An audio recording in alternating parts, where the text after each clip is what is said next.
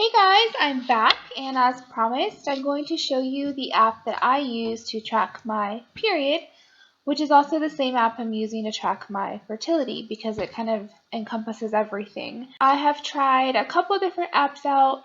One that I tried to use for a while is called Glow. I ended up not liking that one at all. I couldn't really customize it to fit my needs because I guess it wasn't very user friendly. Oh, that's the tea kettle. I don't know if you guys can hear that. Got my tea. Oh, that's steamy. Anyway, for Glow, I felt like I couldn't really tell it what things I didn't want it to track the way that it was doing it because my cycle isn't regular, and it would keep being like, hey, your period's supposed to start today, and I'd be like, no, it's not, but it wouldn't let me say that I wasn't having it. I ended up switching over to something called Ovia.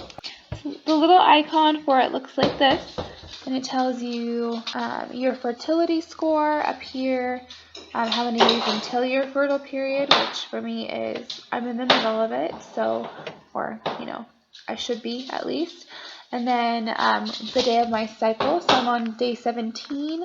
And it has a lot of nice tips on here. It has recipes, it has like vocabulary and some other cool stuff, and it'll tell you things like eating dark chocolate can increase your mood and all these other things that are scientifically proven to be beneficial. I've been using that as an excuse to eat lots of dark chocolate. I just ate 3 squares of each of these. But being in a good mood is important, so there we go. I'm going to open up a blank month just so you don't see anything like weird. So this is May, and if I wanted to, I could click into a day and tell it that I was on my period, or I was spotting, or I'm not on my period, and it'll track that, and I'll kind of show you how that works. And this green bar says that just means that it's like my fertile period or whatever.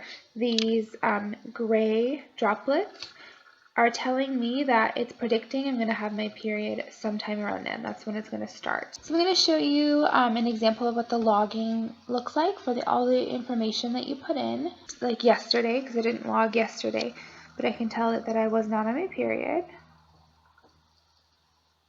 And then it asks you about your mood, and it asks you about a bunch of different health things that you might have going on if you have a cold, or if you have tight muscles, or if you have cramping, or that kind of stuff. It asks about intercourse, your cervical fluid, which is kind of a gross thing to have to track, but it can actually be important even if you're not trying to conceive, because it can tell you a lot about your general reproductive organ health. I do use ovulation test strips, so I'll put in, it's always that it's negative, but I'll put in that it was negative, and I'll put in my negative pregnancy test if I take one that day. And then you can do your temperature. Some people track their temperature. I don't really do mine because mine is always really weird, so that's not a good one for me to track.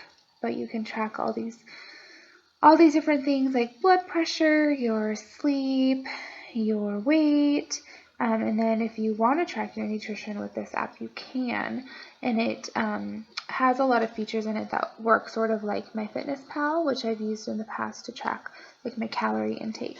Once you have everything entered in, it displays the data like this, so you can kind of like quickly look at a day, and you can see what you entered, and you can click on each icon to take you right back to there if you want to edit it, or if you want to look into it a little bit more. If you want one that isn't as encompassing of the fertility aspect, you could look at Eve.